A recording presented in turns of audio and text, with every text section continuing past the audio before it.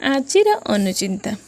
ସୂର୍ଯ୍ୟ ଉଦୟ ପରେ ଉଠିବା ଅତ୍ୟନ୍ତ ଖରାପ ଅଭ୍ୟାସ ହୋଇଥାଏ। ଏହାଦ୍ୱାରା ମାତା ଲକ୍ଷ୍ମୀଙ୍କ ଆଶୀର୍ବାଦ ମିଳିନଥାଏ ଏବଂ ପାଖରେ ଅର୍ଥ ଅଭାବ ଦେଖା ଦେଇଥାଏ। କୌଣସି ମନ୍ଦିରକୁ ଗଲେ ସର୍ବପ୍ରଥମେ ସେ ନିଜେ ମନ୍ଦିରରେ ଥିବା ଭଗବାନଙ୍କ ବାହନଙ୍କୁ ପ୍ରଣାମ କରନ୍ତୁ, ତାପରେ ଘଣ୍ଟି ବଜାନ୍ତୁ ଏବଂ ଏହାପରେ ଗର୍ଭଗୃହକୁ ପ୍ରବେଶ କରନ୍ତୁ। ଏହା କରିବା ଦ୍ୱାରା ଭଗବାନଙ୍କ ଦର୍ଶନରେ ସିଦ୍ଧି ପ୍ରାପ୍ତ ହୋଇଥାଏ। ରୋଷେଇ ଘର ସର୍ବଦା ଗୃହର ଦକ୍ଷିଣ ପୂର୍ବ କୋଣରେ ରହିଲେ ପରିବାର ସୁଖ ଶାନ୍ତି ଓ ଆର୍ଥିକ କ୍ଷେତ୍ରରେ ବହୁ ଶୁଭ ଫଳ ପ୍ରାପ୍ତି ହୋଇଥାଏ ଏବଂ ମାତା ଲକ୍ଷ୍ମୀଙ୍କ ଶୁଭ ଦୃଷ୍ଟି ସବୁବେଳେ ଆପଣଙ୍କ ଉପରେ ରହିଥାଏ। ଘରେ ଅଧିକ ପୁରୁଣା ଜୋତା ଚପଲ ରଖିବା ଉଚିତ ନୁହେଁ। ଏହାଦ୍ୱାରା ଅଶୁଭତ୍ୱ ବୃଦ୍ଧି ହୋଇଥାଏ ଏବଂ ଜୋତା ଚପଲ ଏଠି ସେଠି ପକାଇବା ଦ୍ୱାରା ଶନିଙ୍କ ଖରାପ ପ୍ରଭାବ ପଡ଼ିବା ସହିତ କଳହ ବୃଦ୍ଧି ହୋଇଥାଏ। ଏଠି ସେଠି ଛାପ ପକାଇବା ଏକ ଖରାପ ଅଭ୍ୟାସ ହୋଇଥାଏ। ଏହାଦ୍ୱାରା ବୁଧ ଏବଂ ସୂର୍ଯ୍ୟଙ୍କ ଖରାପ ପ୍ରଭାବ ପଡ଼ିବା ସହିତ ମାନସିକ ଏବଂ ଆର୍ଥିକ ହାନି ହୋଇଥାଏ। କୌଣସି ସୁନସାନ ସ୍ଥାନରେ କିମ୍ବା ଅଳିଆ ଆବର୍ଜନା ଥିବା ସ୍ଥାନରେ ମିଠା ଖାଦ୍ୟ ଧରି ବୁଲିବା ଉଚିତ ନୁହେଁ। ଏହା ଅମଙ୍ଗଳକାରୀ ହୋଇଥାଏ ଏବଂ ବାସ୍ତୁ ଦୋଷ ମଧ୍ୟ ଦେଖା ଦେଇଥାଏ।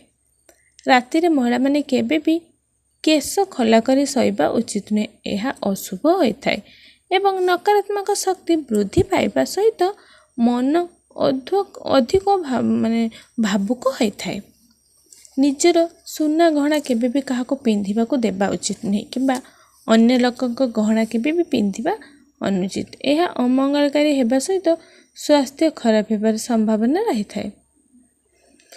ଘରର ମୁଖ୍ୟ ଦ୍ୱାରରେ ଗଣେଶଙ୍କ ମୂର୍ତ୍ତି ରଖିବା ଦ୍ୱାରା ଅତ୍ୟନ୍ତ ଶୁଭପ୍ରଦ ହୋଇଥାଏ ଏବଂ ନକାରାତ୍ମକ ଶକ୍ତି ଦୂର ହେବା ସହିତ ସକାରାତ୍ମକ ଶକ୍ତିରେ ବୃଦ୍ଧି ହୋଇଥାଏ।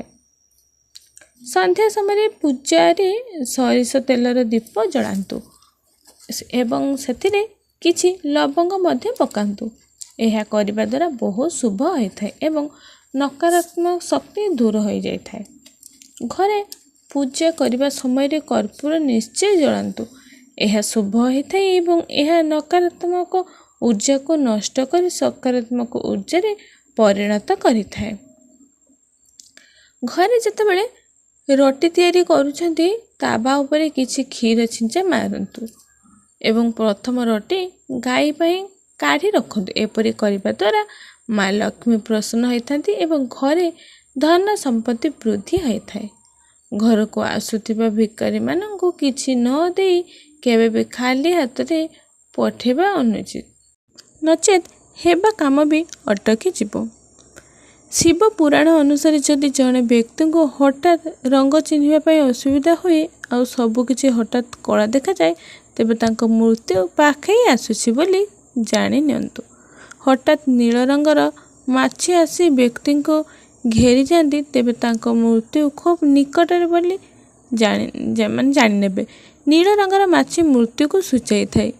ପୂଜା ସମୟରେ ପୁଷ୍ପ, ବେଲପତ୍ର ଏବଂ ତୁଳସୀ ପତ୍ରକୁ କେବେ ବି ପାଣିରେ ରଖିବା ଉଚିତ ନୁହେଁ ଏବଂ ଖଣ୍ଡିତ ପୁଷ୍ପ ପୂଜା କାର୍ଯ୍ୟରେ ବ୍ୟବହାର କରିବା ଉଚିତ ନୁହେଁ। ପୂଜା ସମୟରେ ଭୂମି ଉପରେ ବସି ପୂଜା କରିବା ଅନୁଚିତ। ପୂଜା ସମୟରେ ଲାଲ ରଙ୍ଗର ଆସନରେ ବସି ପୂଜା କରିବା ଉଚିତ ଏବଂ ତମ୍ବା କିମ୍ବା ପିତ୍ତଳ ବାସନରେ ପୂଜାରେ ବ୍ୟବହାର କରିବା ଉଚିତ। ଷ୍ଟିଲ୍ କି ଆଉ କିଛି ବାସନରେ ପୂଜା କରିବା କଥା ନୁହେଁ। ପୂଜା କରିବା ସମୟରେ ସର୍ବଦା ପୂର୍ବ କିମ୍ବା ଉତ୍ତର ଦିଗକୁ ମୁହଁ କରି ପୂଜା କାର୍ଯ୍ୟ ସମାପନ କରିବା ଉଚିତ। ଏହାଦ୍ୱାରା ପୂଜା କାର୍ଯ୍ୟ ସଫଳ ହୋଇଥାଏ। ଠାକୁର ଘରେ ଦୁଇଟି ଶଙ୍ଖ ରଖିବା ଉଚିତ ନୁହେଁ ଏବଂ ଭାଙ୍ଗି ଯାଇଥିବା ମୂର୍ତ୍ତି ଠାକୁର ଘରେ ଜମାରୁ ରଖିବା ଉଚିତ ନୁହେଁ। ଏହାଦ୍ୱାରା ଘରେ କଳହ ଦେଖାଦେବାର ସମ୍ଭାବନା ଥାଏ। ପୂଜାର ଅନ୍ତିମ ପର୍ଯ୍ୟାୟରେ ପୁଷ୍ପାଞ୍ଜଳି ପଞ୍ଚଦେବତାଙ୍କୁ ଅର୍ପଣ କରି ପୂଜାର ତ୍ରୁଟି ପାଇଁ କ୍ଷମା ପ୍ରାର୍ଥନା କରିବା ଉଚିତ। ଏହାଦ୍ୱାରା ମଙ୍ଗଳ ହୋଇଥାଏ। ପୂଜା ସମୟରେ ଜଳକୁ କେବେ ବି ପ୍ଲାଷ୍ଟିକ ଜିନିଷରେ ରଖିବା ଉଚିତ ନୁହେଁ, ଅମଙ୍ଗଳ ହୋଇଥାଏ। ତମ୍ବା କିମ୍ବା କଂସା ପାତ୍ରରେ ରଖିଲେ ମଙ୍ଗଳ ହୋଇଥାଏ। କୌଣସି ଲୋକଙ୍କ ପିଠି ପଛରେ କେବେ ବି ନିନ୍ଦା କରିବା ଉଚିତ ନୁହେଁ। ଏହା ଅମଙ୍ଗଳକାରୀ ହୋଇଥାଏ ଏବଂ ଘରେ କାଙ୍ଗାଳ ପରିସ୍ଥିତି ଦେଖାଦେବାର ସମ୍ଭାବନା ହୋଇଥାଏ।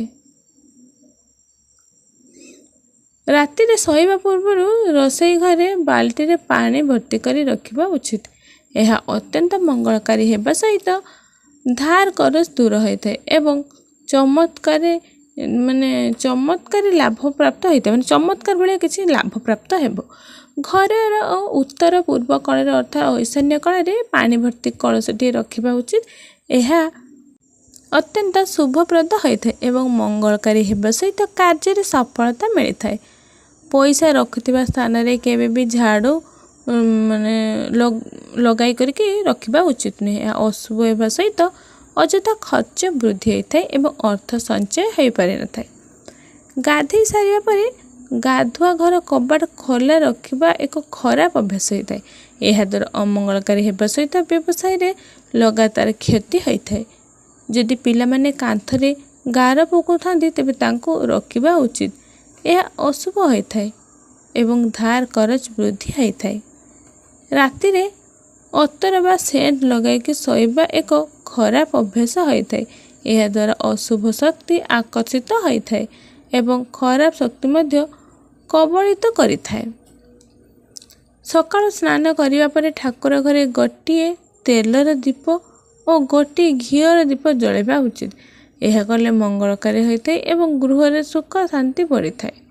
ଶୁକ୍ରବାର ଦିନ ଗାଈକୁ ଗାଧୋଇ ଦିଅନ୍ତୁ ଏବଂ ଗାଈ ଗାଧୁଆ ପାଣି ଯେଉଁ ଜାଗାରେ ପଡ଼ିଥାଏ ସେଠାରୁ ଦାରିଦ୍ର୍ୟତା ଦୂର ହୋଇଥାଏ। ବନ୍ଧୁଗଣ, ଆପଣଙ୍କୁ ଭିଡ଼ିଓଟି କେମିତି ଲାଗିଲା କମେଣ୍ଟରେ ଲେଖିକି ଜଣାଇବେ। ଭିଡ଼ିଓଟି ଯଦି ଆପଣଙ୍କୁ ଭଲ ଲାଗିଛି ତ ପ୍ଲିଜ୍ ଲାଇକ୍ କରିଦେବେ ଆଉ ଆମ ଚ୍ୟାନେଲକୁ ସବସ୍କ୍ରାଇବ୍ କରି ପାଖରେ ଥିବା ବେଲ୍ ଆଇକନ୍କୁ ପ୍ରେସ୍ କରିଦେବା ଆଉ ଅଲ୍ ବଟନ୍କୁ ସିଲେକ୍ଟ କରିଦେବେ।